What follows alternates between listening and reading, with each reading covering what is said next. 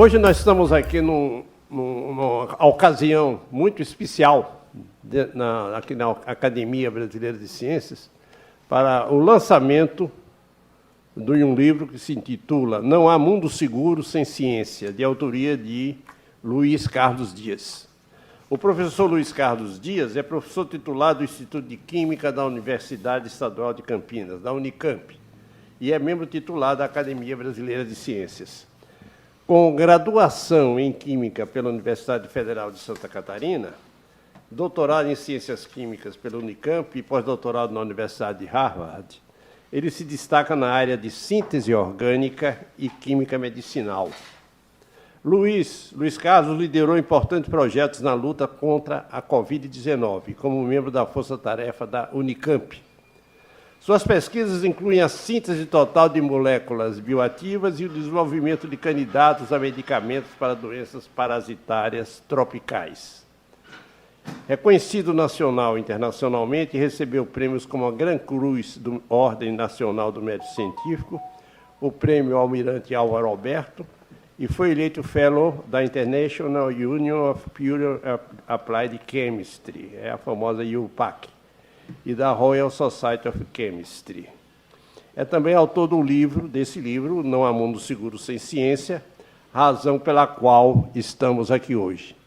Eu permito saudar o professor Luiz Carlos e parabenizá-lo por esse livro, lembrando que é um livro extremamente importante para as pessoas que fazem ciências e estão preocupados com essa questão do negacionismo da ciência. A Academia Brasileira de Ciências tem uma preocupação muito grande na promoção e na aplicação da ciência na atividade diária das pessoas. E, consequentemente, esse é um assunto que a academia está particularmente interessada. Recomendo o livro a todos os interessados nesse assunto. Ele pode ser adquirido via Pix, e aqui tem uma questão, o preço ainda é algo para discutir, existem classes de preços em função de estudantes, se está estudando graduação, mestrado ou doutorado. Tenho o prazer agora de passar a palavra ao professor Luiz Carlos para que ele faça. Bom dia a todos e todas. Muito obrigado, professor Diógenes, pela apresentação. Para mim é um prazer enorme estar aqui. Eu gostaria de agradecer também à Academia Brasileira de Ciências, ao Fernando, à Maria, a todas as pessoas que contribuíram para que esse evento aqui pudesse acontecer. Para mim é um privilégio enorme lançar o livro aqui na sede da Academia Brasileira de Ciências, da qual eu tenho o orgulho e o privilégio de ser membro titular desde 2012. Bom, o livro tem esse título, Não há um mundo seguro sem ciência, a luta de um cientista contra as pseudociências. E nesse livro, que não é sobre o autor, eu faço alguns relatos sobre a minha experiência durante a pandemia, no combate às fake news, no combate ao negacionismo científico, sempre em defesa da ciência, em defesa da vida, em defesa das nossas universidades públicas, das nossas instituições epistêmicas e, certamente, também em defesa da nossa democracia. É um livro em que eu trago algumas memórias sobre uma gravíssima crise sanitária, uma crise que não foi só sanitária, mas foi também uma crise humanitária, uma crise política. E o livro ele não tinha como ser diferente, né? Eu faço, então, relatos em 4 capítulos e mais um epílogo sobre alguns momentos, né, cruciais que nós vivemos, que nós passamos durante a pandemia. A pandemia começou lá no finalzinho de 2019, início de 2020.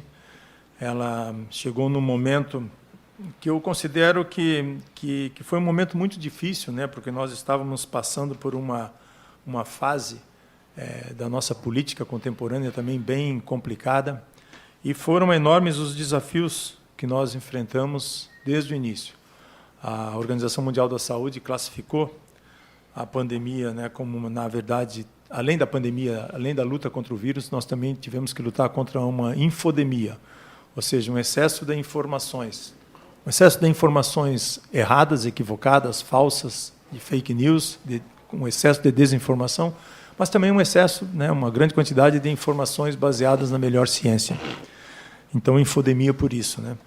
E a população, não só a população brasileira, mas também a população mundial, ela estava no meio, né, dessa onda gigantesca de notícias que vinha de todos os lados. E as pessoas, elas não sabiam em quem acreditar, em quem confiar para tomar as melhores decisões, né? Era uma doença nova, nós nunca tínhamos passado por uma situação como essa. E aqui no país, particularmente, que é o foco do livro, né, essa doença chegou assim num pior cenário, né? Nós estávamos em meio a um governo que odiava a ciência, odiava os cientistas, as universidades públicas, odiava a cultura, as minorias. Então, eu considero, né, um dos piores momentos desde a redemocratização. E nós tivemos, então, que enfrentar uma onda gigantesca de desinformação que é produzida, né, por uma máquina muito organizada, muito financiada, muito profissional, financiada por pessoas com interesses diversos, né, com interesses escusos, e que contribuíram para dificultar muito o combate efetivo à pandemia. O livro ele é sobre isso, né? Nós não podemos esquecer o que nós passamos durante a pandemia, a gente precisa guardar, ter isso certo na memória. É inadmissível, né, que um país com a história, com a cultura de vacinação que nós temos, com o nosso Programa Nacional de Imunizações, o PNI, que foi fundado lá em 1973, e é um exemplo para o mundo inteiro, principalmente para os países com mais de 100 milhões de habitantes, tenha deixado pouco mais de 710 mil vidas para trás. O Brasil, embora subnotificados, né, os números oficiais são próximos de 711 mil pessoas, 711 mil vidas perdidas para a Covid-19. E não são só vidas perdidas, são famílias destruídas, são sonhos, né, inacabados, destruídos. Nós temos problemas também com sequelas graves, com Covid longa. Então, foi uma crise sanitária gravíssima. Mas o Brasil poderia ter dado um exemplo para o mundo, com o PNI e com o SUS, de como combater uma pandemia. Então, esse livro ele não é sobre mim, mas ele é sobre a minha experiência durante a pandemia, né, a minha visão, combatendo o negacionismo, a desinformação, também como membro, né, da força-tarefa da Unicamp no combate à Covid-19, né, e uma luta que foi realizada, né, pelos aplicativos de redes sociais, mas também, né, com interação com vários setores organizados da sociedade. Nesse livro, professor Diógenes, eu também faço um reconhecimento às universidades públicas, porque as universidades públicas foram fundamentais no combate à pandemia. A sociedade percebeu que, no momento que ela mais precisou, os cientistas, as universidades públicas, os nossos institutos de pesquisa, vários, salientando, né, que Butantan e Fiocruz foram fundamentais também, produzindo vacinas. Eu saliento também o papel de cientistas, o papel de divulgadores de ciência, e o papel de profissionais da área da saúde, principalmente aqueles que atuaram na linha de frente do combate à Covid-19, ajudando a salvar vidas. Eu saliento também o papel super importante de jornalistas. Aqueles jornalistas do bem, né, gente? Aqueles jornalistas que ficaram do lado da ciência, aqueles jornalistas que ajudaram a levar a voz do cientista para a sociedade no momento que a sociedade mais precisou. Porque esse é um ponto muito, muito importante, é muito estratégico, né, no combate a uma crise sanitária como essa. O papel do jornalista ele é fundamental porque é através desse microfone, é através do microfone de uma rádio, de televisão ou dos aplicativos, de mídias sociais, que a voz da ciência chega lá do outro lado em quem mais precisa. E nós vimos como o papel dos jornalistas são tão importantes que nós também tivemos que lidar com muitos jornalistas anti-ciência, negacionistas, e que levaram desinformação para a sociedade no momento que a sociedade mais precisava de informação correta. Então, a gente sabe, e precisa salientar. Então, eu reconheço a importância e o trabalho, do professor Diógenes, desses jornalistas, mas também de todos aqueles que lutaram em defesa da ciência, em defesa da vida, em defesa das vacinas, em defesa das medidas não farmacológicas, como o uso de máscaras, distanciamento físico, os hábitos de higiene das mãos, que lutaram contra o negacionismo, o charlatanismo e o obscurantismo durante a pandemia de Covid-19. Então, é uma reverência a todos e todas que nos ajudaram nessa luta. Mas também é uma reflexão, professor. É uma reflexão porque nós temos que nos reinventar, nós temos que pensar em como nós vamos nos preparar para combater futuras crises de saúde, crises humanitárias. Nós estamos vendo aí as mudanças climáticas acontecendo, as mudanças climáticas elas são reais, a Terra é redonda, certo? E certamente, com tudo isso que nós estamos presenciando, com a destruição da Amazônia, o desmatamento da Amazônia, as queimadas no Pantanal, nós temos nesses ecossistemas vários vírus, parasitas, bactérias, enfim, vários patógenos coexistindo lá no equilíbrio. E se nós estamos destruindo esse ecossistema, esses patógenos certamente vão migrar para as zonas rurais e certamente vão migrar para as zonas urbanas em algum momento. Nós já temos dengue, zika, chikungunya, nós já temos febre amarela, nós temos malária, leishmaniose, esquistossomose, nós temos doença de Chagas, nós temos várias doenças transmitidas por patógenos. O Brasil é um país tropical e com essas mudanças climáticas que estão acontecendo, nós já estamos vendo uma progressão e uma possibilidade de doenças, até de doenças novas, poderem surgir. Então, nós precisamos, sim, enfrentar esse movimento negacionista, esse movimento anti-ciência, e defender a vida, defender também a nossa democracia, porque a nossa democracia está em jogo, gente. Então, esse livro também é sobre isso. Não é só sobre a minha visão daquilo que aconteceu durante a pandemia, mas é como a gente precisa realmente se preparar para enfrentar um movimento que hoje desacredita a ciência. Nós enfrentamos esse movimento muito forte durante a pandemia, mas ele está aí, ele continua aí. Nós percebemos, por exemplo, nos últimos anos, uma queda na cobertura vacinal. Logo na cobertura vacinal, logo o Brasil, que sempre foi um país com exemplo em vacinação das nossas crianças até 5 anos. Mas nós observamos uma queda na cobertura vacinal das principais vacinas do calendário infantil, como poliomielite, sarampo e várias outras, uma queda que chegou aí a algo em torno de 65% a 70% de cobertura vacinal. Isso é muito pouco. Nós precisamos voltar a fazer campanhas de conscientização da população brasileira para que a gente tenha um aumento na cobertura vacinal das principais vacinas do calendário infantil, para que a gente evite que essas doenças, como poliomielite, sarampo, doenças que matam, doenças que incapacitam, que elas possam voltar e afetar nossas crianças. Para isso, a gente precisa de coberturas vacinais elevadíssimas, para impedir que esses vírus, esses patógenos que causam essas doenças, eles voltem a circular. A gente precisa evitar que tenha bolhas de pessoas não vacinadas para evitar que esses vírus e esses patógenos voltem a circular e causar doenças que matam e que incapacitam. Mas, para isso, a gente precisa de uma série de ações. A gente precisa de campanhas de conscientização da população em massa, em todas as mídias, no horário nobre. A gente precisa também reestruturar o SUS que é fantástico, O SUS mostrou a importância primordial durante a pandemia. a gente precisa contratar mais pessoas para o SUS, a gente precisa que as UBSs, as salas de vacinação, elas funcionem aos sábados, aos domingos, né, aos feriados, para que pessoas assim, né, pais, avós, responsáveis pelas nossas crianças, que trabalham em período integral, né, possam levar as crianças para serem vacinadas. A gente precisa, né, de realmente defender saúde, educação em todos os níveis, educação midiática também, letramento digital. Enfim, são várias ações que a gente precisa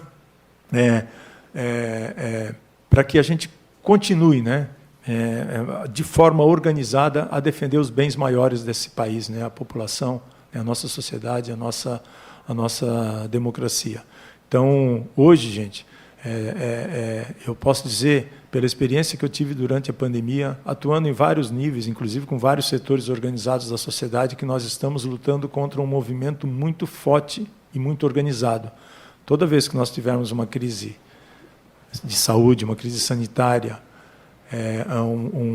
uma crise climática, como aconteceu lá com as tragédias no Rio Grande do Sul, essa máquina de desinformação, ela está pronta, ela está estruturada para espalhar fake news e desinformação, né, financiada por grupos com interesses escusos. Nós temos aí políticos, nós temos líderes religiosos, nós temos pseudocientistas também envolvidos, nós temos jornalistas.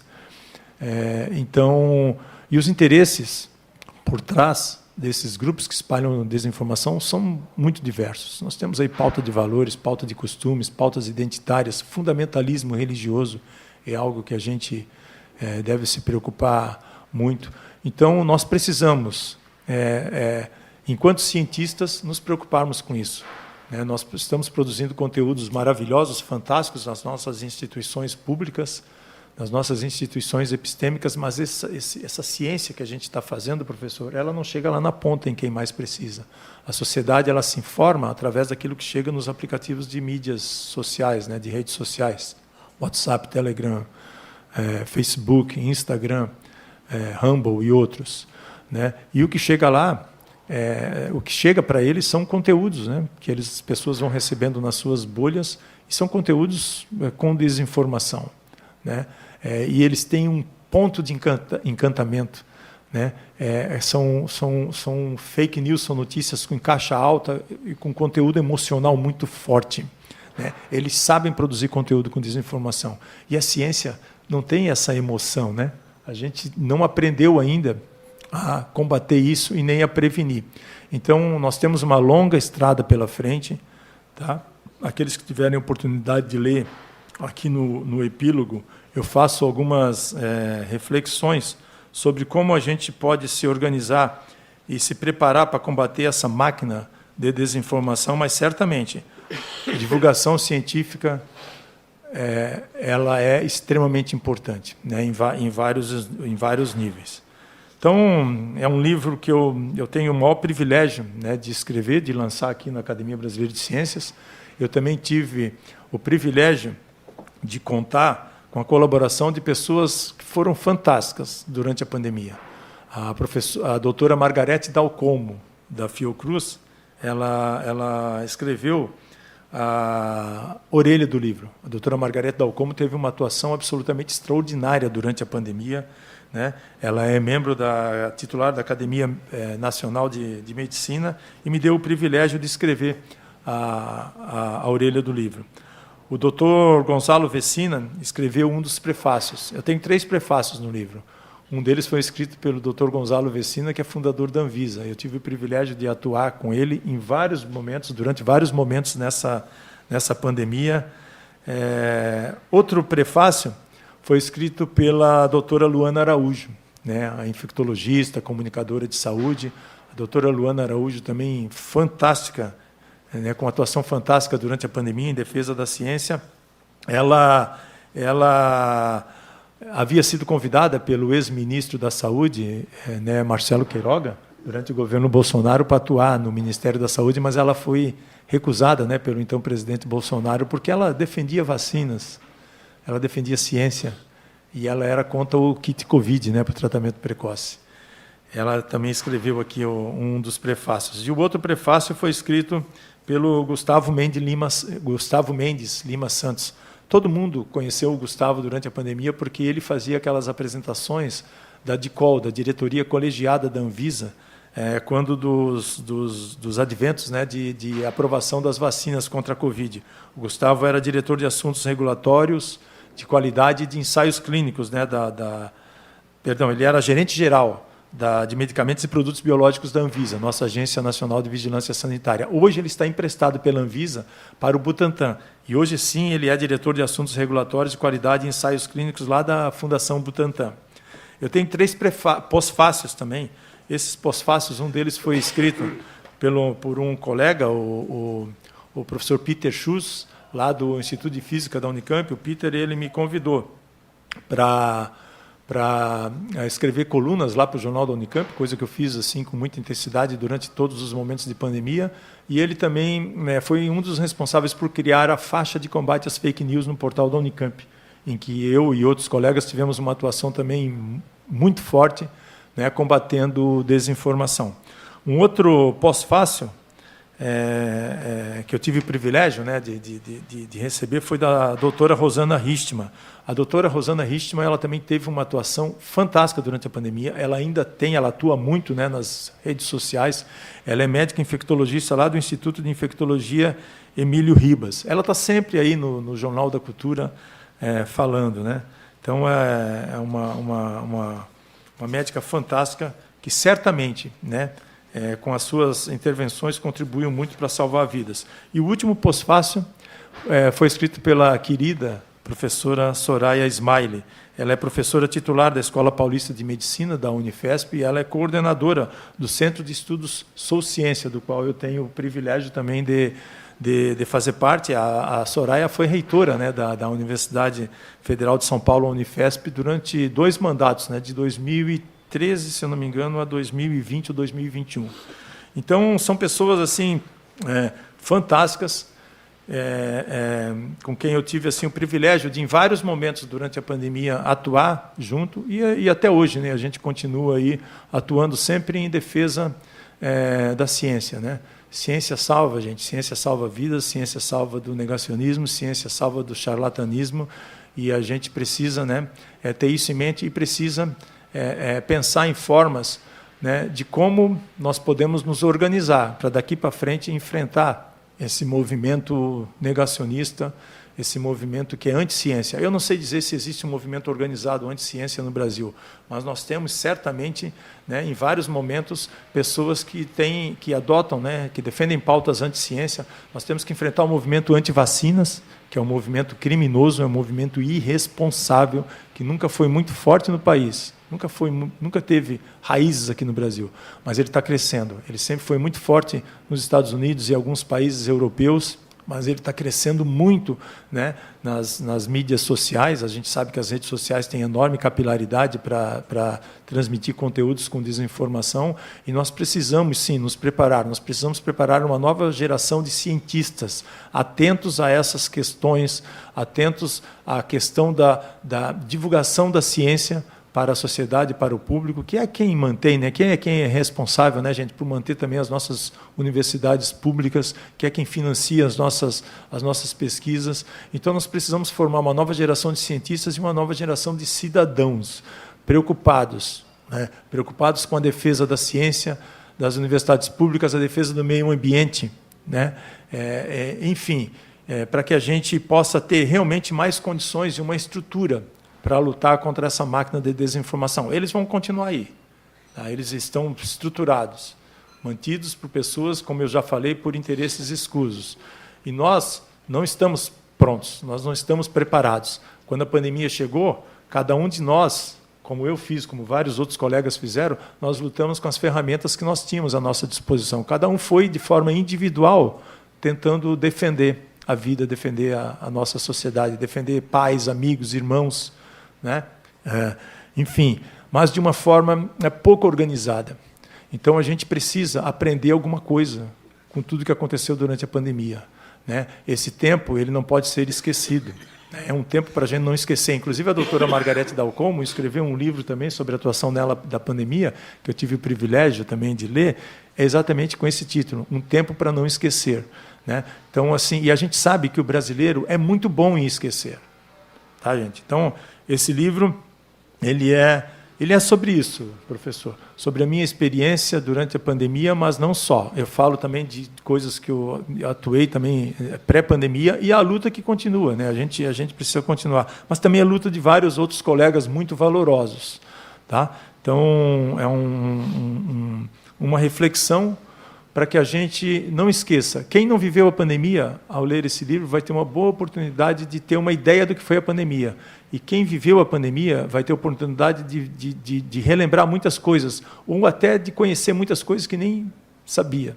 Tá? Então, era um livro que não é uma leitura simples, não é uma leitura super agradável, aqueles livros que você coloca na cabeceira da sua cama, mas ele é um livro, na minha opinião, necessário, né? Necessário para que a gente não esqueça e para que a gente pense, né, que nós vamos passar por outras crises sanitárias como essa, provavelmente no futuro, e nós vamos passar por outras, né, crises humanitárias e crises ambientais, e a gente precisa, sim, pensar. Eu também falo um pouquinho, viu, professor, sobre a necessidade de, em algum momento, a gente pensar e discutir sobre regulação das mídias digitais. As mídias sociais, as mídias digitais, elas têm que ter mais transparência.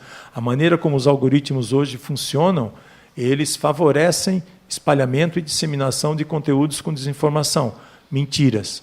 E a gente tem que ter em mente o seguinte, gente, o que é mentira no mundo digital, o que é mentira no mundo real, tem que ser, o que é crime no mundo real, tem que ser considerado crime também no mundo digital. Tá? Então, a gente precisa, sim, discutir, respeitando a liberdade de expressão que todos nós defendemos, certo? Mas a gente precisa pensar nessa questão de, em algum momento, regulação das mídias digitais para evitar, né, esses crimes e o espalhamento de discursos de ódio. Tá? Isso é extremamente relevante, né, para uma vida mais salutar. Eu passo a palavra para você, se você quiser fazer alguma pergunta, porque eu acho que eu falei bastante. Né? Muito obrigado, professor Luiz Carlos. Acho que ele fez uma explicação muito boa, que é o livro. E a Academia Brasileira de Ciências, que é uma organização que visa promover e preparar a ciência para enfrentar coisas desse tipo, isso é perfeitamente adaptável aos interesses da academia. Então, livros como esse só podem ser bem recebidos na academia, e eu sei que a leitura não é uma leitura fácil, mas é um livro, pelo que eu pude compulsar aqui o meu exemplar, é um livro que vai permitir fazer um histórico completo do que aconteceu durante a pandemia. E os nomes citados, a Margarete Dalcomo, a Luana e outras pessoas, são nomes perfeitamente que a gente viu aparecer na televisão. E é importante também ressaltar o papel dos jornalistas, que deram todo o apoio, os jornalistas, como disse o professor, jornalistas do bem, que deram o apoio à informação verdadeira, a informação real. A ciência lida com a verdade, não pode lidar com fake news. Então, ele lida com fatos e com a verdade. Então, não está normalmente ela não está preparada a ser atacada por fake news e mentiras e coisas desse tipo. Mas a gente precisa se preparar para isso. E eu não tenho dúvida que livros como esse têm uma importância muito grande para a preparação dessa luta. Acho que agora a gente deveria abrir um pouco para, se alguém quiser fazer perguntas. Tem dois elogios aqui que não são perguntas, mas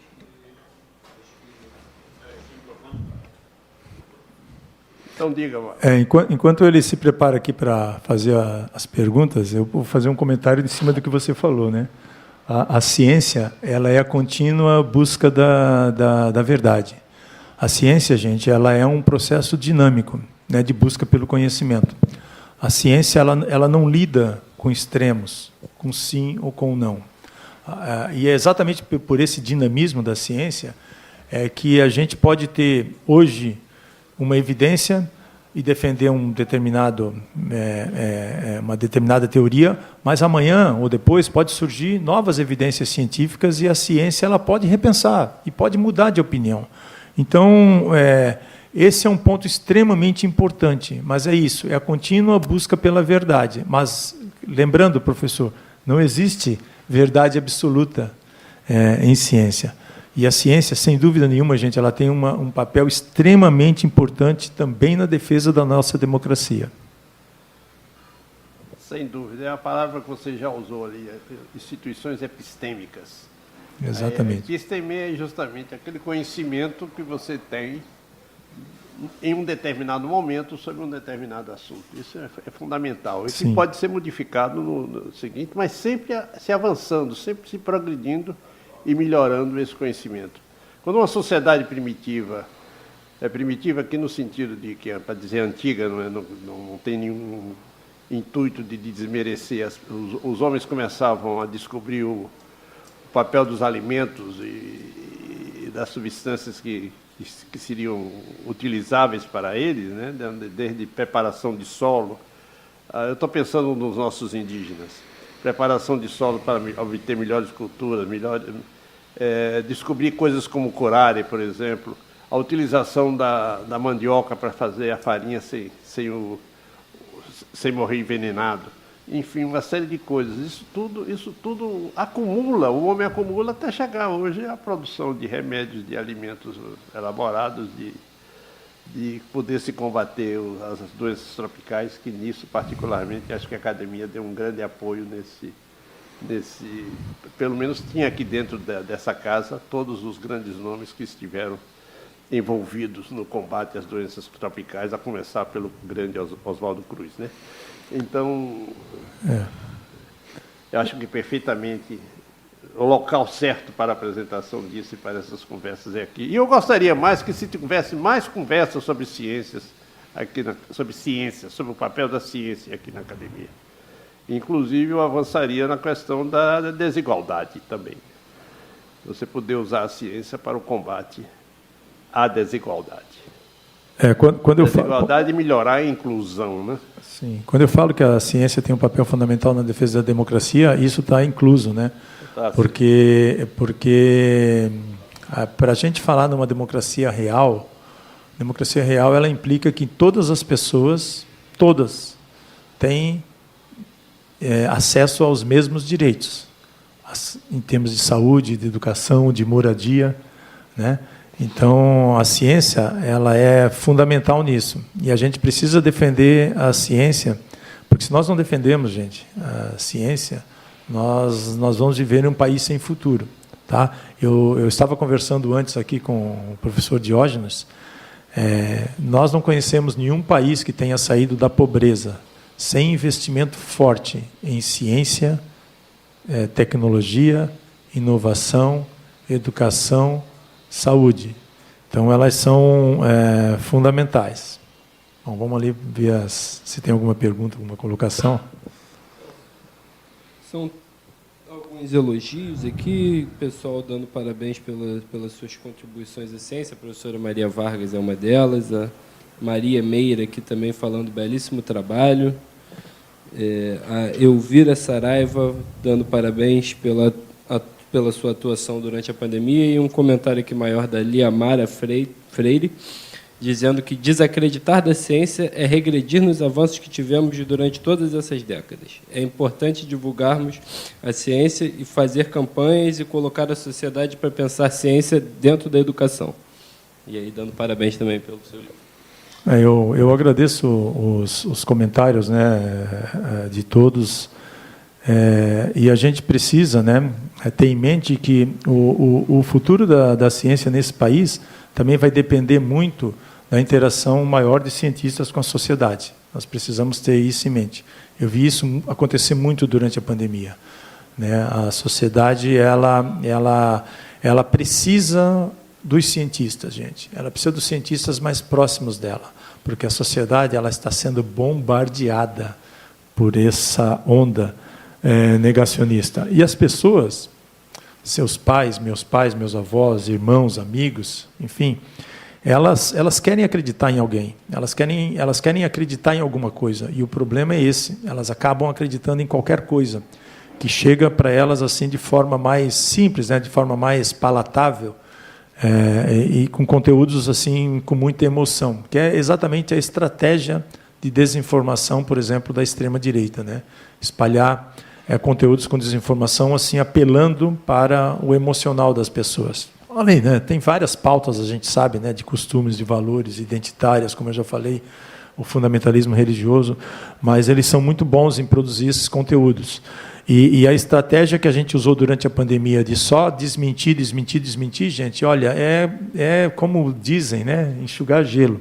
É importante, porque você precisa fazer isso, mas não é só isso, né? A gente precisa realmente repensar como a gente vai, né, se organizar para combater isso daqui para frente. Então, é fundamental que a gente precisa de uma interação maior entre a Academia Brasileira de Ciências, as sociedades científicas, as universidades, com setores organizados da sociedade, tá? Com líderes comunitários, né? Porque nós não temos, por exemplo, no nosso Congresso, no Senado Federal, nós não temos, infelizmente, políticos atentos às pautas da ciência, tá? Nós vimos que na última eleição, apesar do que aconteceu durante a pandemia, professor, em que a ciência teve um espaço absolutamente extraordinário e notável na mídia, nós vimos a ciência todos os dias na mídia, isso não se refletiu no comportamento do eleitor. Nós vimos que várias pessoas negacionistas, elas foram eleitas para a Câmara dos Deputados e para o Senado Federal. Então, lá, né, nessas duas casas, nós temos pouquíssimas pessoas atentas às pautas científicas. E isso é um problema, porque nós já temos a bancada da bala, nós já temos a bancada da Bíblia, nós já temos a bancada do agro, e nós corremos o risco de, daqui a pouco, ter a bancada das fake news, tá? Sem alguém lá que possa defender a ciência.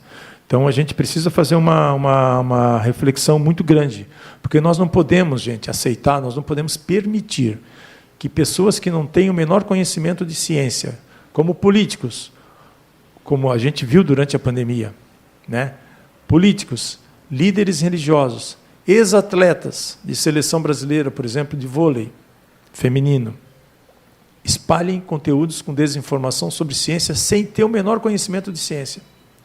Tem alguém alimentando essas pessoas. E, infelizmente, a pandemia mostrou para a gente também o que há de melhor, mas também o que há de pior nas nossas universidades públicas, na ciência, na medicina, no jornalismo, na política, tá?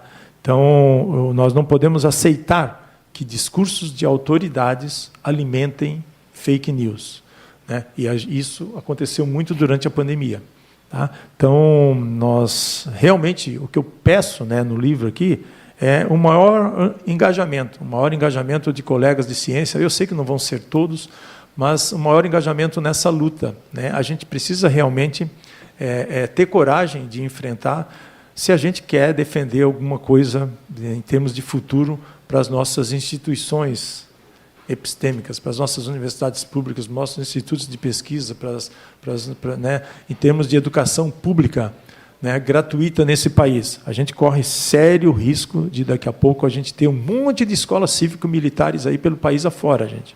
Então, você vê que mesmo nesse momento, num governo que a gente acreditava que seria mais pró-ciência, a gente ainda não está vendo, não está tendo a resposta que a gente queria. É claro que as nossas instituições, as nossas universidades públicas, a ciência no país foi destruída durante os 4 anos do governo anterior. Vai levar tempo para recuperar, mas mesmo assim a gente quer uma resposta mais rápida, tá? Em termos de maior investimento em ciência, maior investimento para projetos de pesquisa relevantes, e maior investimento em bolsas de estudantes para os nossos alunos, né, de iniciação científica, de mestrado, de doutorado, maior incentivo para a gente evitar a diáspora que está acontecendo, né? Essa semana eu tive a oportunidade de participar de um evento lá, coordenado pelo colega aqui da ABC, Renato Cordeiro, lá da Fiocruz, sobre a diáspora, essa fuga de cérebros que está acontecendo. A gente tem aí universidades públicas sucateadas, um pouco investimento ainda para pesquisa, valores baixos de bolsas para os nossos alunos de graduação e de pós-graduação e também pesquisadores de pós-doutorado, né? Nós precisamos de infraestrutura, nós precisamos de equipamento. Quando eu falo nós, as nossas instituições públicas que fazem ciência. A gente observou uma queda nas publicações de artigos nos últimos anos, nós precisamos, né, discutir isso, né, e de um investimento maciço, né, em ciência, em educação, em todos os níveis, em letramento científico, em letramento digital, né, reconhecer a importância da divulgação científica também pelas nossas agências de fomento, todas elas federais e estaduais, incluindo as nossas instituições, reconhecer o trabalho de quem faz divulgação científica, porque a pandemia mostrou que essas pessoas têm um valor extraordinário, gente, né, em esclarecer a população. Então, eu creio que a gente ainda está um pouquinho longe daquilo que a gente realmente gostaria, mas nós precisamos realmente defender, né, que as universidades, por exemplo, façam extensão de fato através de atividades de divulgação científica tão importantes como são, né, o ensino e pesquisa, mas que a divulgação científica seja extensão de fato, né, que a gente leve essa ciência para os bairros, para as escolas, para as escolas municipais, para as periferias, né, para que a gente possa ter aí, aos poucos, né, formar pessoas assim com maior ceticismo, né? Ceticismo é uma coisa importante, gente, né? As pessoas, elas precisam aprender, ao receber uma notícia, elas precisam ter condições de ter informações sobre como checar se aquela informação é falsa ou não. Acho que ceticismo é uma coisa extremamente importante. Letramento científico, letramento digital, educação. Eu sei que a gente está longe disso, porque nós temos ainda milhões de analfabetos nesse país, mas é algo que a gente realmente precisa pensar. Muito bem. Só gostaria de fazer uma pergunta. Como fazer para adquirir esse livro? Olha, o livro ele está à disposição. Você pode comprar pela Amazon e por outros marketplaces. Eu não sei se podia fazer propaganda aqui. Mas você acessa, né, pelas mídias sociais, tanto pela Amazon como outros marketplaces, né? Tem um e-book também disponível, né, que é um preço bem mais acessível, né? E é dessa forma que você pode adquirir. Perfeito. Quem tá aqui pode pegar o livro aqui mesmo comigo hoje, né? Não, eu estou falando fora mesmo. Fora aí tem vários marketplaces que vendem, né? Eu acho que talvez a Amazon seja mais comum. Diga, Marcos. Olá, então só para repassar mais alguns comentários aqui. A professora Maria Vargas fez uma pergunta, falou depois que já estava até respondida, mas eu vou repassar mesmo assim, que são duas, na verdade. Como você vê o papel da universidade em frente ao negacionismo e como fazer o público leigo, chegar ao público leigo informações científicas de modo acessível. Também tem uma pergunta sobre como lidar com o negacionismo em órgãos representativos de classe. E tem um outro comentário da Liamara aqui, que o Brasil, com o Butantan, avançou nas pesquisas de vacina. Temos chance de ser referência mundial na produção de vacinas? O que falta para isso? Bom, chance nós temos, né?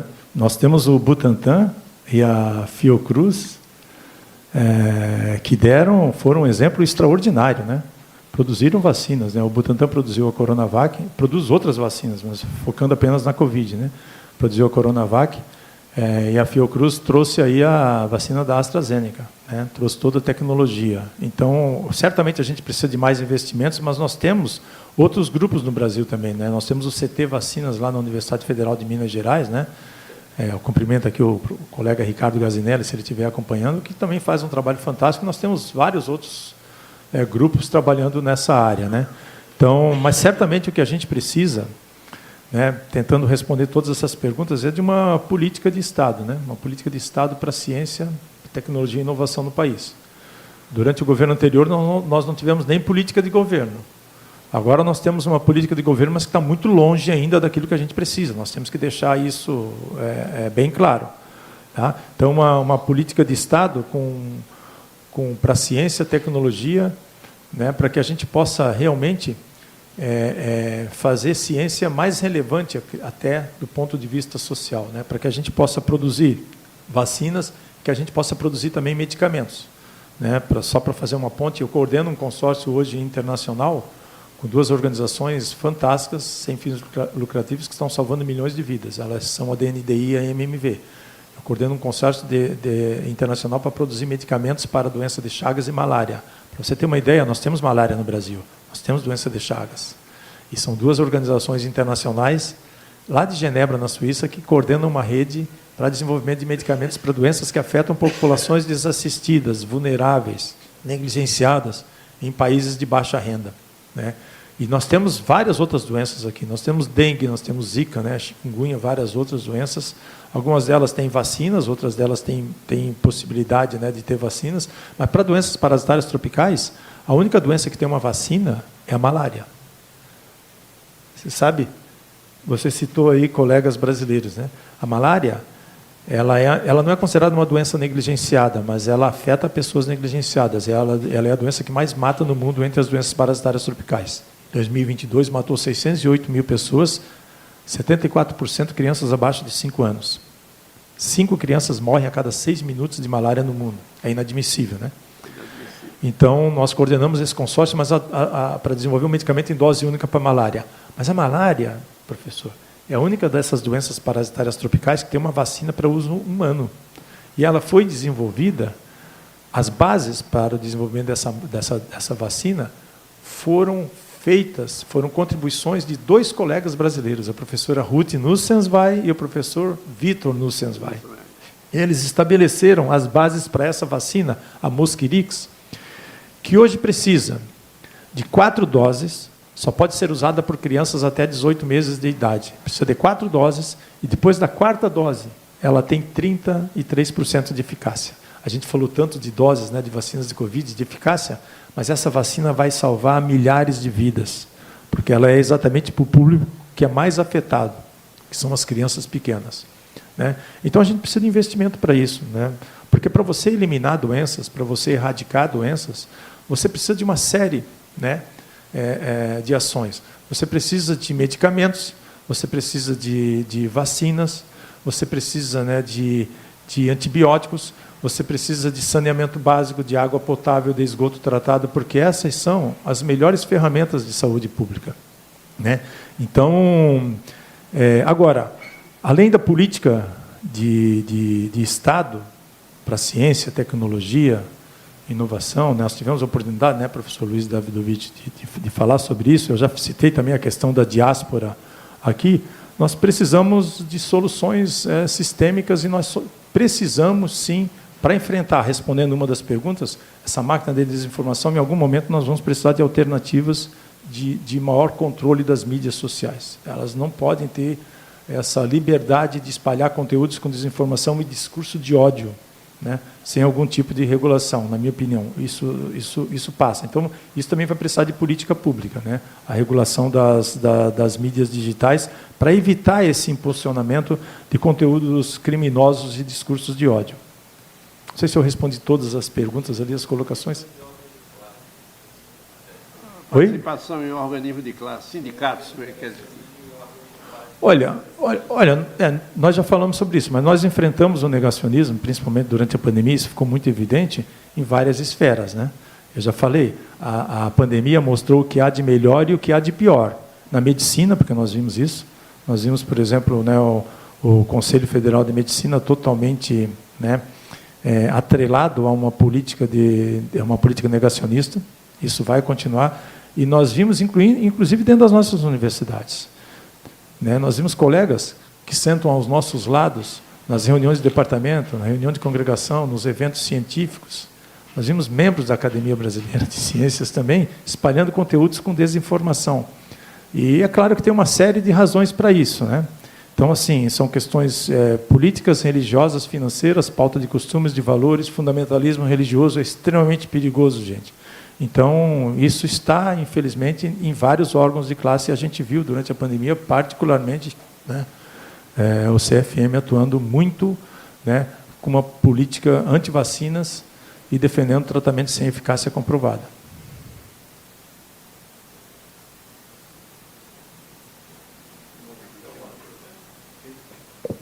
Em primeiro lugar, eu queria te parabenizar, Luiz Carlos, pelo livro e também por sua atuação durante a pandemia.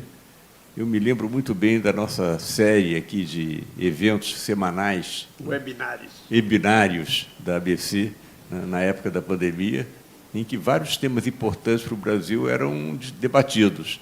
E tinha a participação daqueles que estavam assistindo, né, a sessão. E, em geral, o Luiz Carlos era o primeiro a levantar o dedo, né, para fazer uma ponderação, fazer um comentário sempre pertinente. Então, acho que você teve um papel importante também durante a pandemia, com suas videoconferências, né, suas apresentações, e eu te parabenizo por isso. Agora, isso também gera uma pergunta, que está ligada com isso, que está ligado com o seu livro, está ligado com suas apresentações, que é uma questão que me perturba há algum tempo, e eu não tenho solução para isso, não. Eu tenho algumas ideias, mas que é o seguinte: como é que a gente faz, né, para aumentar o nível de consciência da população brasileira em relação ao papel da ciência? Isso porque isso aí, eventualmente, vai se refletir no Congresso Nacional, que atualmente, eu diria, tem muito pouca atenção para a ciência, né? Então, como é que a gente faz? Quais os mecanismos que nós podemos usar, que nós, comunidade científica, né, podemos usar para aumentar esse nível de consciência em relação à importância da ciência, da tecnologia, da inovação num país como o Brasil? Essa é a pergunta que eu tenho já há algum tempo, enfim, mas faço agora. Bom, obrigado, Luiz, né? Não vou falar professor Luiz, porque toda vez que eu falo professor Luiz, você fala, não, pô, me chama de Luiz. Foi um prazer enorme, né, sempre acompanhar ali os webinários, né, que você coordenava com, assim, brilhantismo. Então, eu realmente participei aí de praticamente todos, né, e estava sempre lá fazendo muitas perguntas. Eu já fiz alguns comentários a respeito dessa sua pergunta, né, porque é claro que se a gente quiser defender no futuro as nossas instituições epistêmicas, universidades públicas, institutos de pesquisa, a ciência nesse país, a gente precisa da sociedade do nosso lado.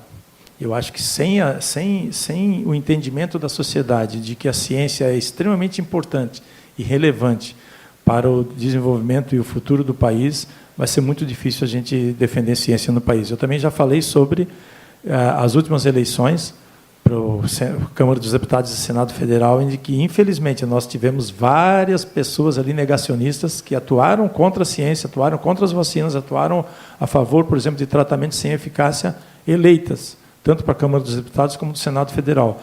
Já comentei também que a gente não tem uma bancada, digamos assim, de ciência. Nós não temos lá na Câmara dos Deputados e no Senado Federal muitas pessoas atentas às pautas científicas. Isso é um problema. Isso é uma dificuldade. E nós corremos um risco, né, de ter, além da bancada da bala, do agro e da Bíblia, nós corremos o risco de ter uma bancada das fake news, o que vai trazer prejuízos enormes para o país.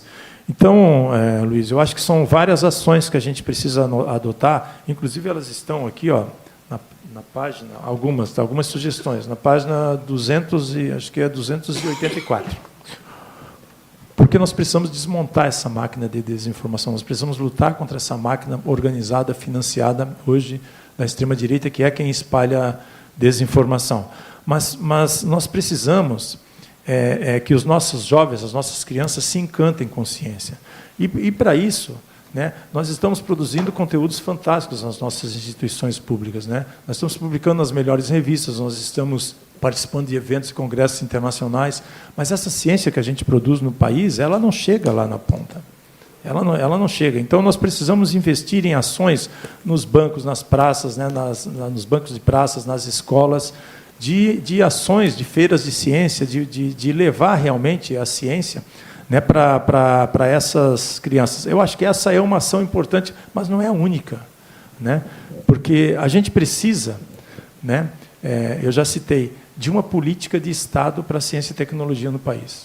A gente definitivamente precisa. Coisa que não está acontecendo mesmo com esse governo que a gente esperava, né? Nós esperávamos maior atenção, mais investimentos em ciência e tecnologia, em saúde, em educação, coisa que a gente não está observando. A gente esperava até mais campanhas, por exemplo, de conscientização sobre a importância das vacinas.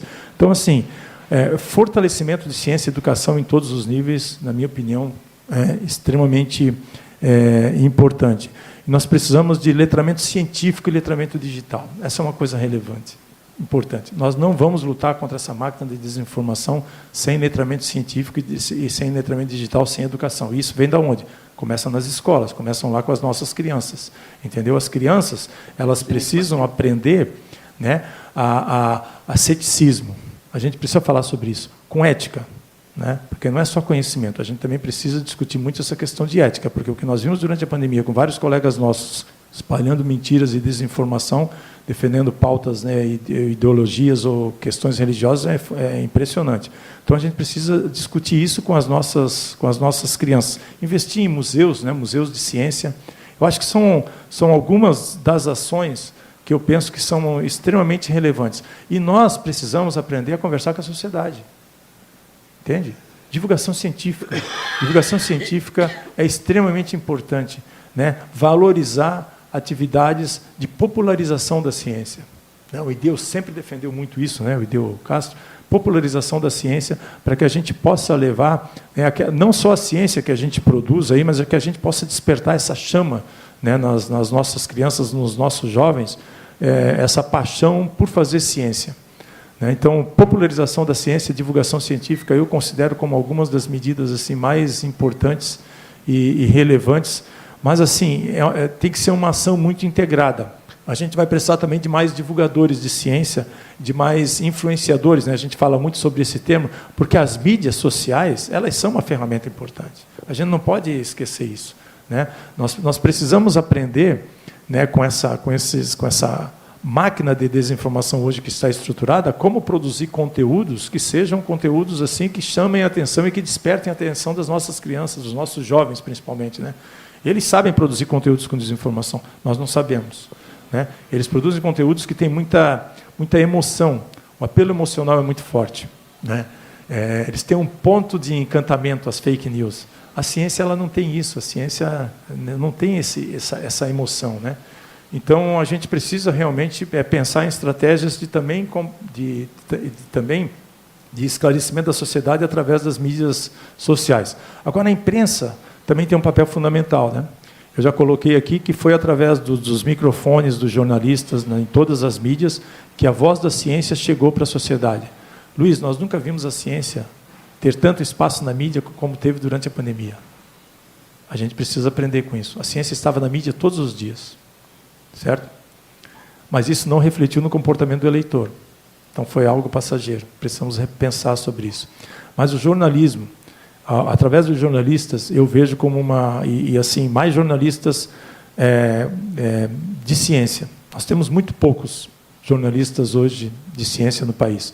Durante a pandemia, vários jornalistas assim, de várias outras áreas, eles acabaram ali defendendo até pautas científicas, mas eles não têm a formação ali de ciência. Então, a gente precisa investir nisso aí. Nós temos alguns bons exemplos no país, mas a gente precisa investir muito nisso, né, para que a gente possa ter esse canal de comunicação. Nós precisamos de um canal de comunicação com a imprensa, porque através das mídias, né, das várias mídias aí, a gente tem a possibilidade de levar e de divulgar a ciência.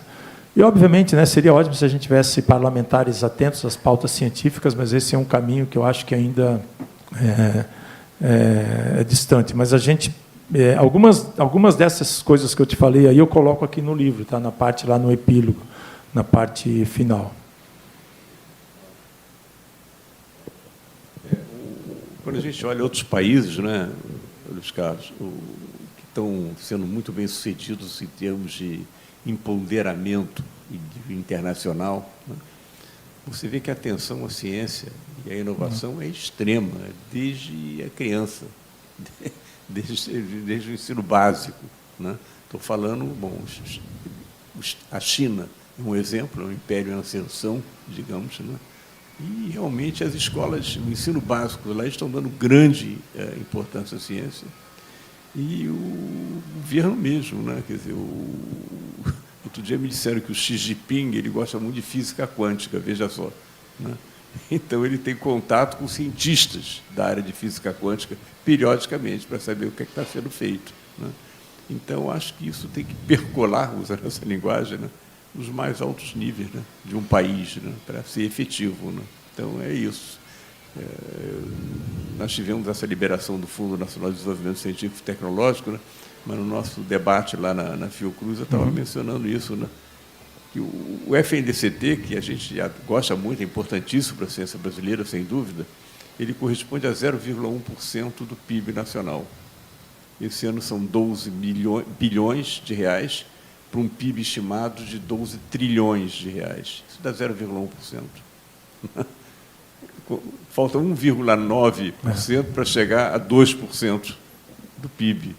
Então, o FNDCT é uma parte, mas tem que ser só uma parte. Tem que ter os ministérios também investindo em ciência. Estão investindo, mas não muito. E a indústria, né, participando disso. Tá? Enfim, é algo que acho que o exemplo internacional mostra que está na fonte do poderio das nações, o protagonismo internacional dos países. Né?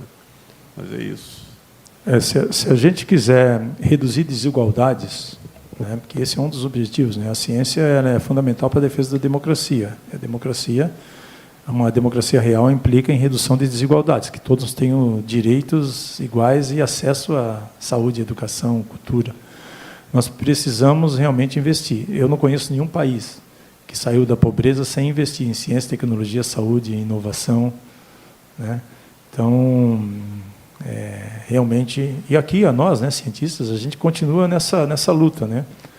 Eu acreditava que realmente com esse novo governo a gente pudesse ter mais apoio à ciência e à tecnologia, mais campanhas de vacinação. A gente ainda está longe disso. Obviamente que a gente tem, né, tem todo um sistema que foi destruído durante o governo anterior, mas o que a gente espera mais, né? A gente espera mais investimento em ciência e tecnologia, em infraestruturas das nossas universidades públicas, mais apoio à pesquisa em todos os níveis, em todas as áreas, né? Porque, como eu coloco aqui no livro, todas as áreas são humanas, todas as áreas, as humanas, as exatas, as biológicas. A gente viu durante a pandemia como a contribuição de todos os colegas de todas as áreas foi fundamental para combater essa crise sanitária, né? Essa crise humanitária. Então, a gente espera isso, né? Muito mais apoio à ciência, à infraestrutura, a equipamentos, a bolsas para os nossos alunos em todos os níveis, né? Valorização do cientista, possibilidade, né, que jovens doutores, pós-doutores tenham de consolidar as suas carreiras aqui no país, de fazer ciência no país, né, que se sintam motivados para fazer ciência no país, para que a gente não tenha que falar agora a todo momento sobre a diáspora, né, essa fuga de cérebros que a gente estava vendo acontecer nos últimos anos nesse país. Então, nós ainda estamos muito longe disso, né?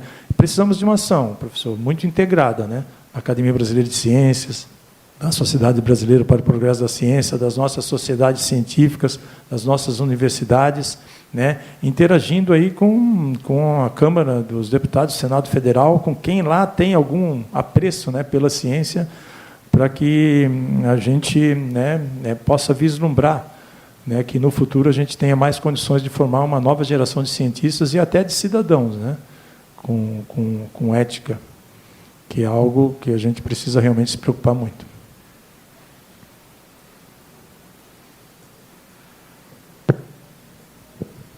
Fazer mais um comentário. Mais Você está pensando a questão da fique à vontade. A questão da popularização da ciência foi um tema levantado fortemente nessa 5ª Conferência Nacional de Ciência, Tecnologia e Inovação. Sim. Então, certamente vai figurar nos documentos finais como um dos grandes temas para o país, né? Popularização da ciência. Né? Como fazer isso, né? Primeiro, a necessidade de fazer isso. Segundo, como fazer isso. Né? É importantíssimo para o país. Né? É isso. Não, é fundamental. A gente precisa, né? A gente precisa investir, e a gente precisa fazer isso em todos os níveis, né? Nós também, né, nas nossas atividades de ciência, com os nossos alunos de mestrado, doutorado, os nossos pesquisadores de pós-doutorado, a gente tem que pensar. Alguns têm, eu já estou vendo, né, no pós-pandemia, eu estou vendo um movimento muito positivo nesse sentido, mas nas redes sociais. Mas não é só nas redes sociais que a gente tem que atuar. A gente tem que criar canais de comunicação com setores organizados da sociedade. A gente tem que ser capaz de conversar com líderes comunitários. Isso é feito, isso tem que ser feito, não pode ser ações só individuais.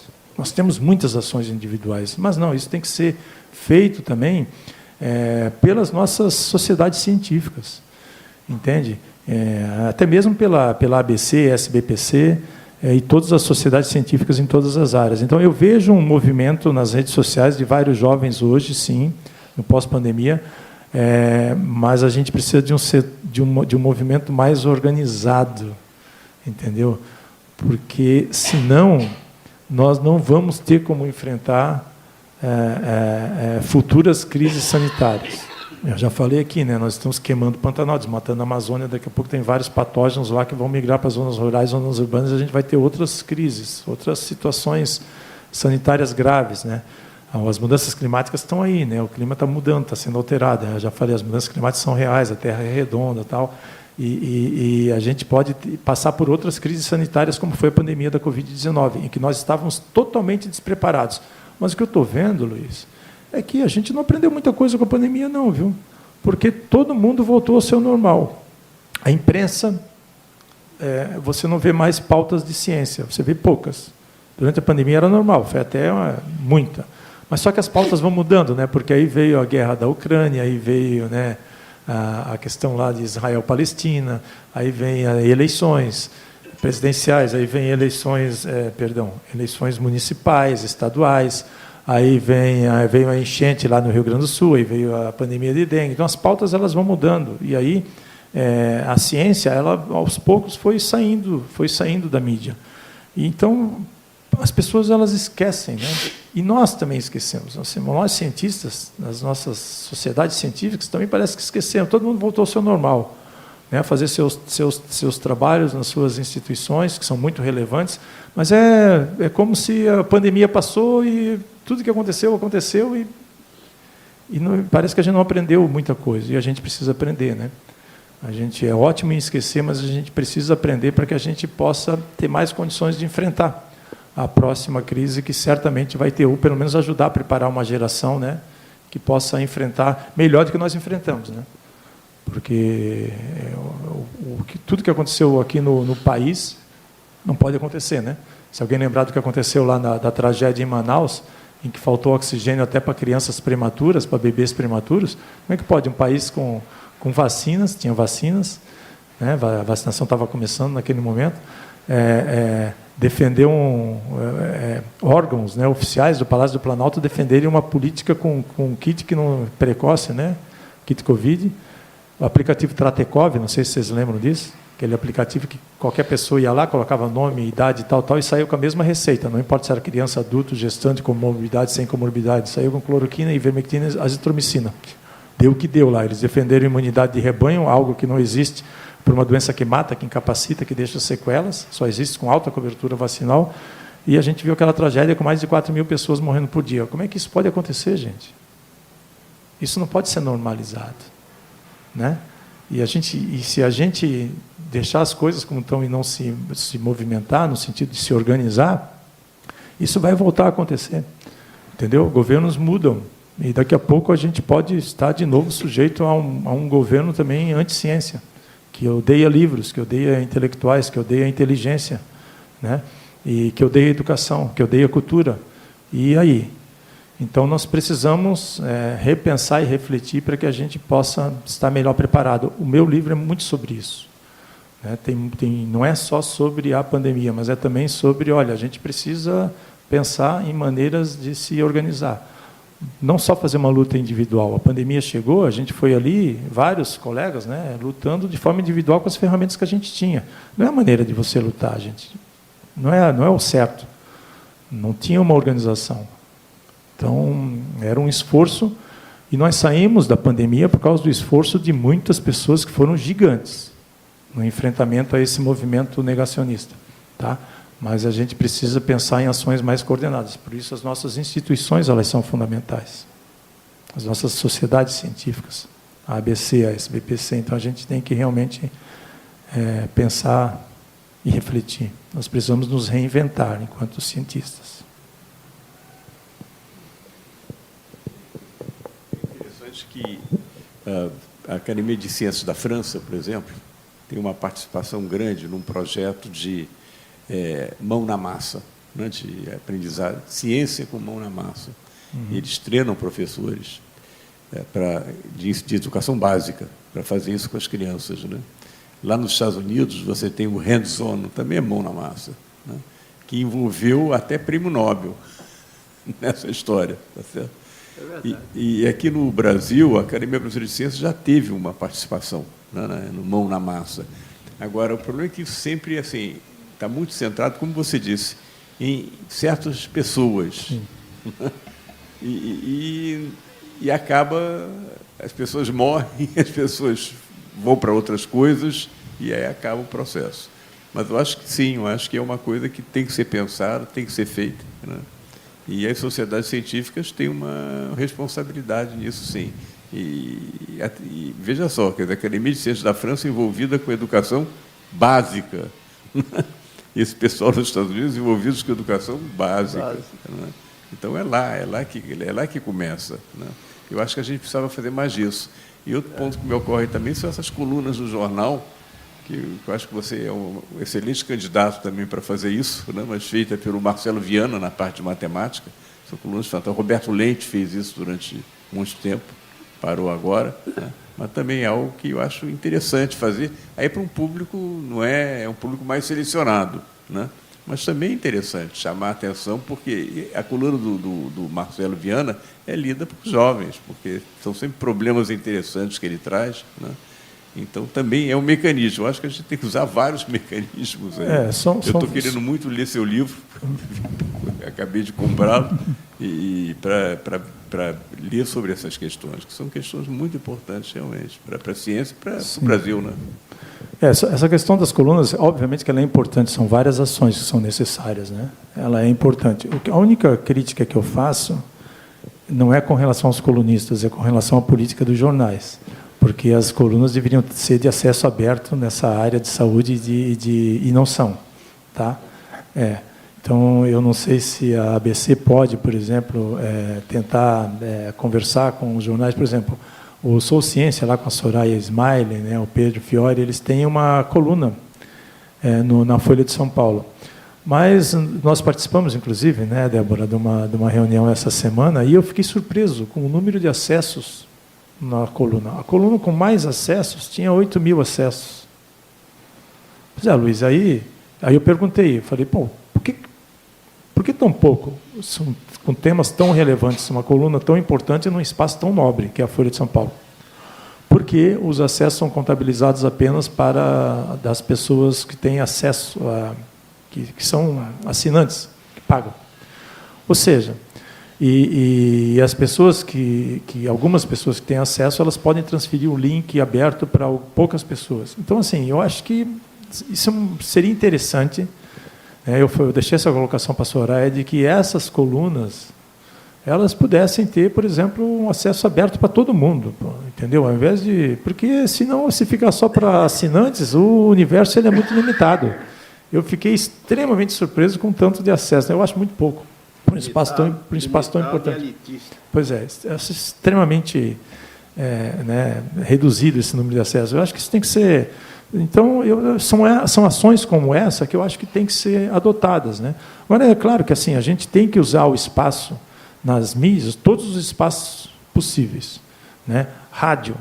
Eu tenho dois quadros no programa de rádio lá da Universidade Federal de Uberlândia. Olha só, eu sou da Unicamp, mas desde o início da pandemia eu tenho 2 quadros lá. O programa chama Trocando de Miúdos. Ele é coordenado por um jornalista brilhante chamado Márcio Alvarenga. Durante a pandemia, ele me convidou.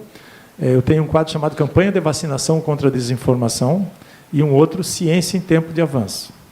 O rádio, ele é muito importante. O rádio, ele alcança pessoas que a internet não alcança, às vezes que a televisão não alcança. Então, a gente precisa disso, né? Mas precisa disso em todas as mídias, né? Então, não é um caminho fácil. Você sabe que é a dificuldade que a gente tem de pautar ciência na grande mídia, né?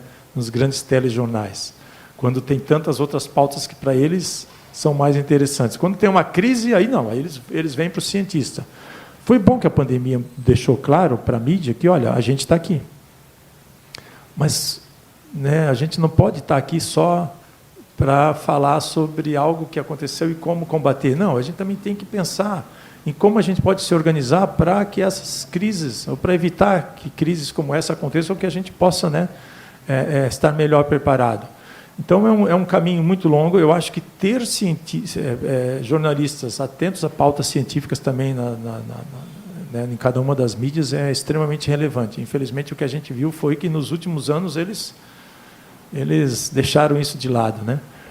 Mas é uma das ações, mas eu acho que a gente precisa de muita coisa, viu?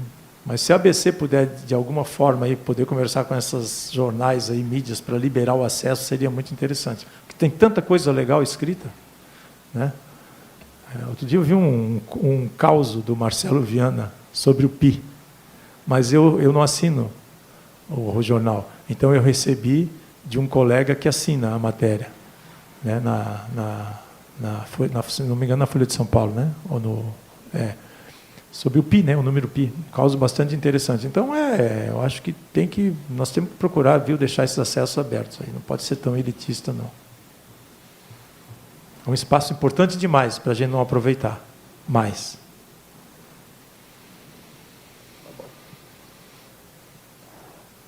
Débora quer fazer alguma pergunta?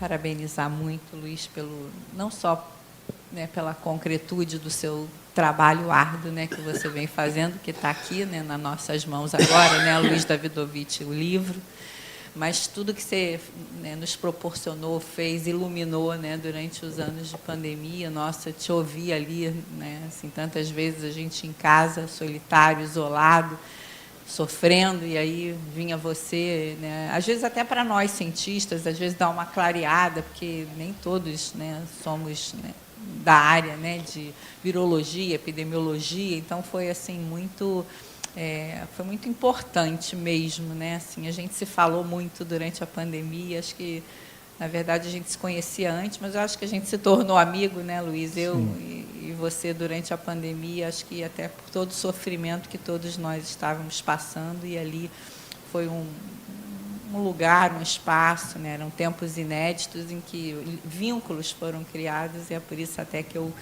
vim aqui hoje. E também foi nesse movimento que, assim como você, eu vi que você tem um capítulo, né, muito legal, que você menciona da sua associação ao comitê, né, do Sou Ciência. Então, o Sou Ciência está sendo, né, um movimento, né, de nós docentes muito importante. E aí, Luiz Davidovich, assim, até dentro do Sou Ciência, a gente levantou, dentro de uma das nossas linhas de pesquisa, né, eu estou com a Soraya desde do dia 1, né, da criação do centro, né, Sociedade, Universidade de Ciência, e aí a gente levantou, né, Luiz, você acompanhou também, todas as ações que as universidades federais fizeram durante a pandemia.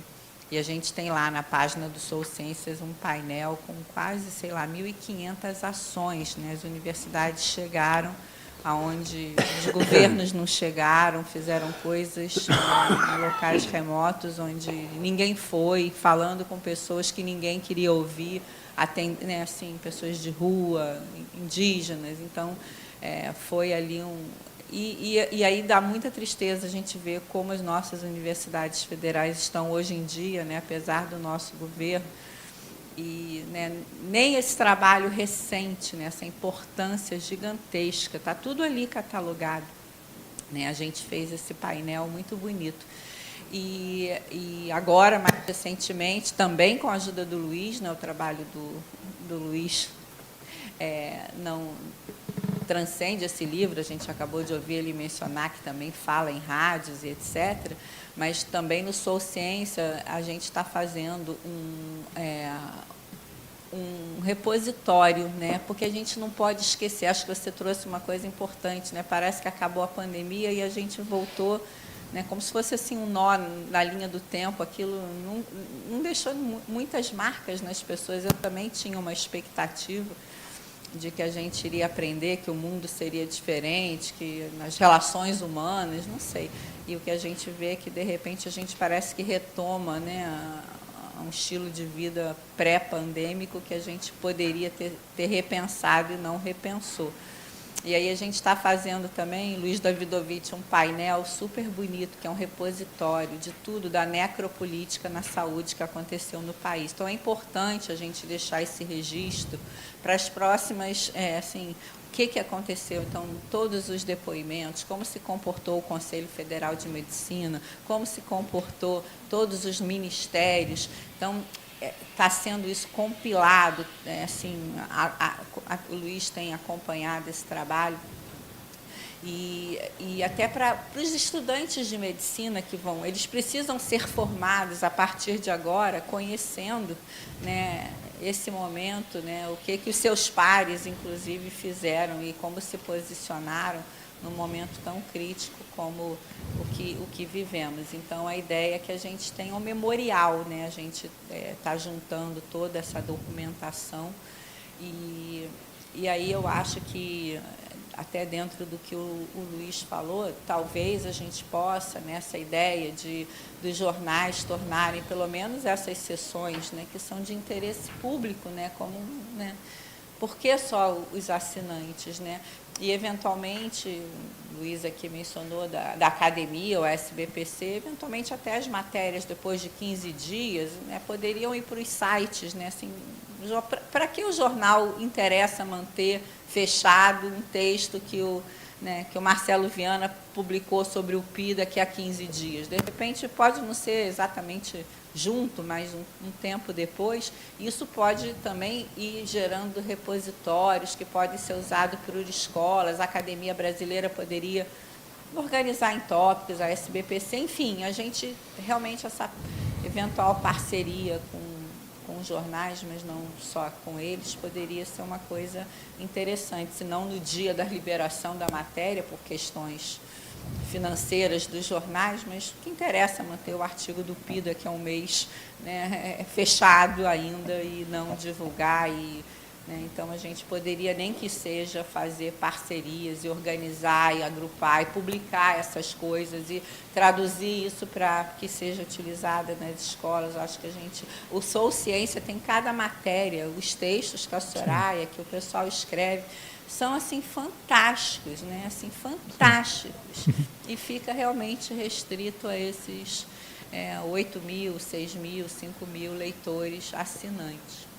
Então, é isso. Acho que eu queria te parabenizar, não podia, em sabendo que você escolheu o Rio de Janeiro, Luiz, né? Pelo menos um dos primeiros lugares para lançar o teu livro. Imagino que você já tenha lançado ou que vá lançar. Não poderia deixar de vir te dar meu abraço pessoal, e um agradecimento fraterno, materno, por todo o seu trabalho. Olha, Débora, eu fico muito feliz, né, com as suas palavras, assim, me sinto honrado, me sinto emocionado, tá? Você falou aí da Sou Ciência, né? Então, eu sou absolutamente fã, né? Eu sou membro lá, né, do conselho. E eu acho que o Sou Ciência é extremamente importante e relevante. Eu sou fã do trabalho lá de todo o grupo, né, da Soraya e de todo o grupo. Você falou da pesquisa, né, que eles fizeram sobre o trabalho, né, com as contribuições das universidades públicas brasileiras, né. Até mesmo antes dessa pesquisa eu já tinha escrito textos. Um deles foi na coluna do Jornal da Unicamp que eu escrevia, está aqui na página, ó, acho que é 223, você vai ver 223, e depois na página 259, são 2 textos que eu escrevi exatamente ressaltando a importância das nossas universidades públicas e dos nossos institutos de pesquisa no combate à Covid. Inclusive, da página 259, ele tem o título do livro, Não há um mundo seguro sem ciência. Esse texto eu escrevi para a revista Q, a revista que questiona, a revista que foi lançada por ocasião dos 70 anos do CNPq. Eu fui convidado para escrever essa matéria, E o título da matéria eu coloquei lá atrás, olha, não há um mundo seguro sem ciência, foi 19 de abril de 2022. Eu solicitei autorização para usar esse título, que era meu, mas para usar como título do livro, foi concedido pelo CNPq. Mas nessas duas matérias eu ressalto, obviamente, que de forma geral, a importância das nossas universidades públicas, né, e dos nossos institutos de pesquisa, né, no combate à Covid. Então, foram atuação em vários níveis, e de que uma crise sanitária como essa, você não combate só com vacina, com medicamento, você precisa de atuação de profissionais em todas as áreas. E aí é por isso que eu já mencionei aqui, vou falar de novo, todas as áreas são humanas. As humanas, as exatas e as biológicas. Né? Você não resolve um problema, você não ataca um problema como foi essa grave crise sanitária, sem você ter atuação de profissionais em todas essas áreas.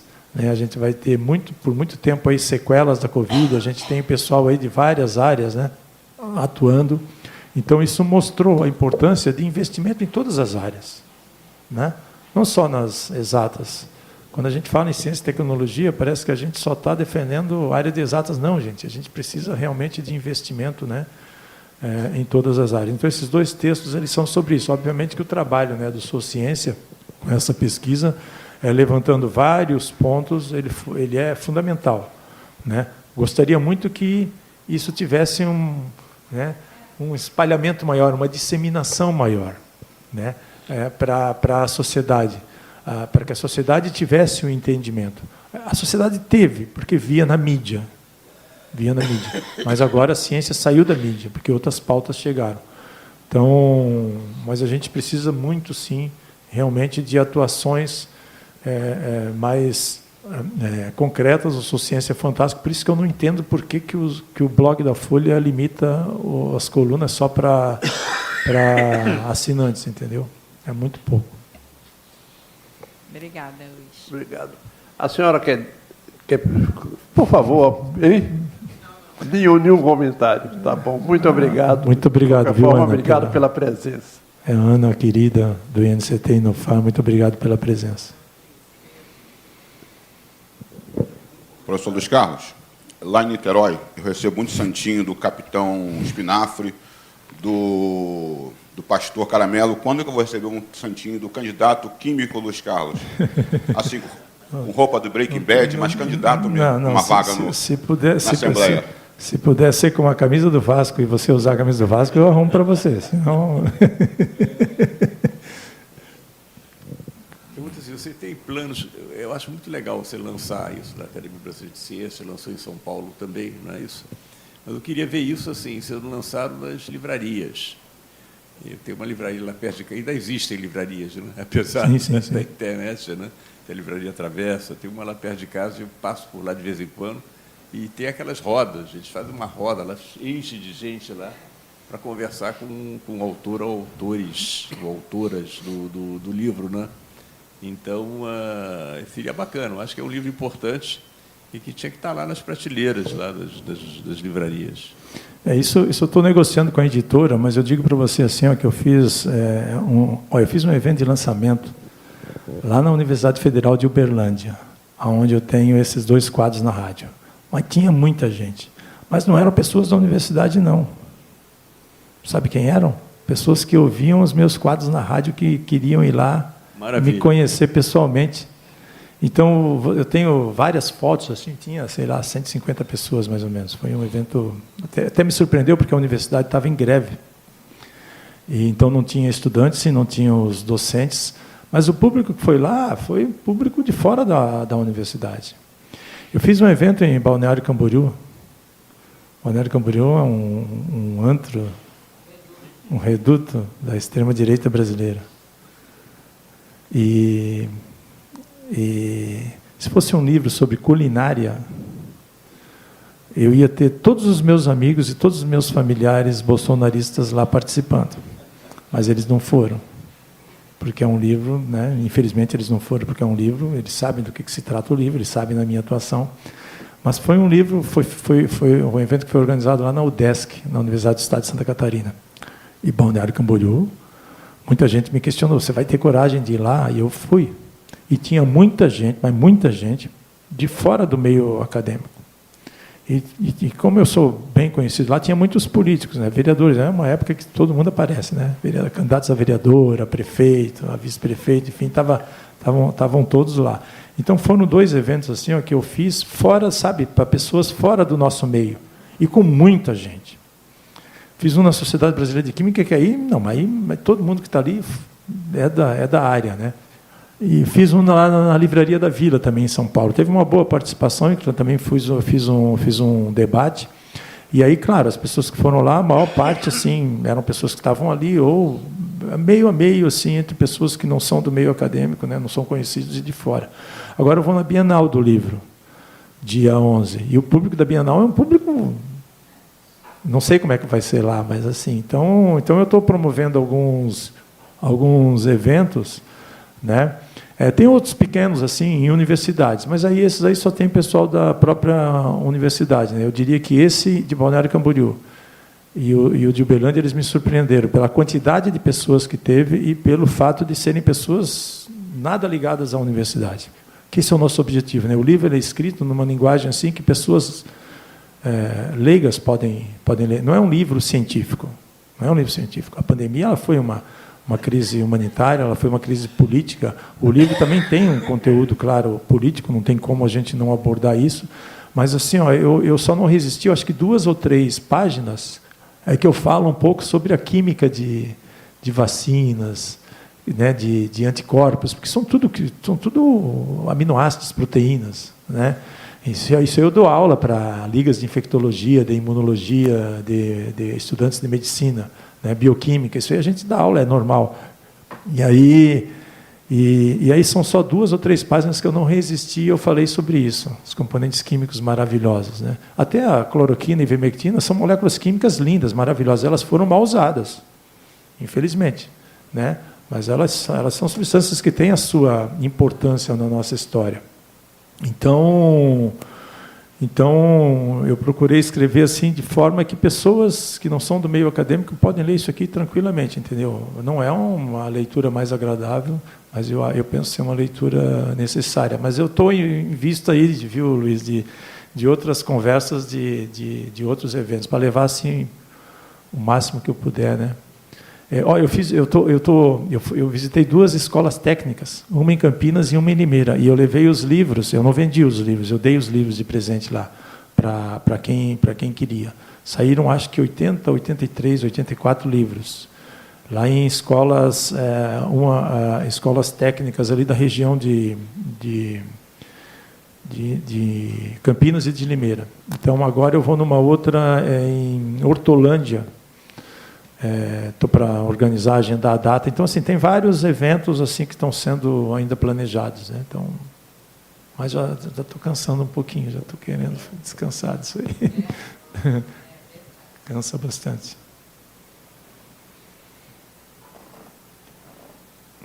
É isso. Você ainda quer dizer mais alguma coisa? Pode. Não, se for para... Apesar de estar marcado até as 13 horas, não precisa ir até. Não, até as 13 horas aqui conversando, não, ninguém aguenta. Não, ainda ninguém resiste. Não, eu quero agradecer, né? Palavras finais. Agradecer a presença de vocês, quem está nos acompanhando aí. Agradecer muito a Maria, né? A Maria Vargas, infelizmente, não pôde comparecer. Eu vim para o Rio de Janeiro, inclusive eu fui ontem dar um seminário lá na Universidade Federal Fluminense, eu ia participar da cerimônia de emerência da Maria, né? Aí, infelizmente, foi cancelada, ela passou por uma questão de saúde e ela já me ligou hoje aqui. Então, agradecer muito, viu, Maria, pela organização, a todos que estão acompanhando aí pelo YouTube, né? Espero que tenha bastante gente. Vamos divulgar essa conversa aí, né? Que foi uma conversa, acho que bastante interessante. Agradecer muito aqui o Fernando e todos da Academia Brasileira de Ciências, né? Pela oportunidade, organizar um evento, fazer um evento de lançamento aqui, né? Tem um impacto muito grande, né? Eu me sinto assim privilegiado, né? Pela oportunidade de estar usando esse espaço para fazer a divulgação desse livro, que eu espero que as pessoas leiam, né, reflitam, né, que tem muita coisa aqui que a gente precisa realmente, nós como cientistas, a gente precisa se reinventar. Então, eu agradeço esse espaço, todo mundo aí, né, que deu apoio, né, para que a gente pudesse organizar esse evento aqui, as perguntas, e eu tenho um privilégio enorme, né, de ser um cientista nesse país. E a gente sabe, né, que ser cientista nesse país é um desafio. Ser cientista mulher nesse país é um desafio ainda maior. A gente sabe disso, né? Mas pode contar comigo e com a minha luta sempre em defesa da ciência, da vida, da defesa, né? Que a gente tenha mais meninas, mais mulheres na ciência e nessa luta aí contra essa máquina de desinformação, né? Nós temos uma responsabilidade muito grande. É uma questão de responsabilidade cívica, de responsabilidade social, para que a gente se organize para combater todos esses movimentos aí que estão querendo, né, destruir a ciência, as universidades públicas, as nossas escolas públicas, né, e a nossa democracia. Então, muito obrigado, viu, professor Diógenes, também aí pela condução, e eu agradeço a todos e todas.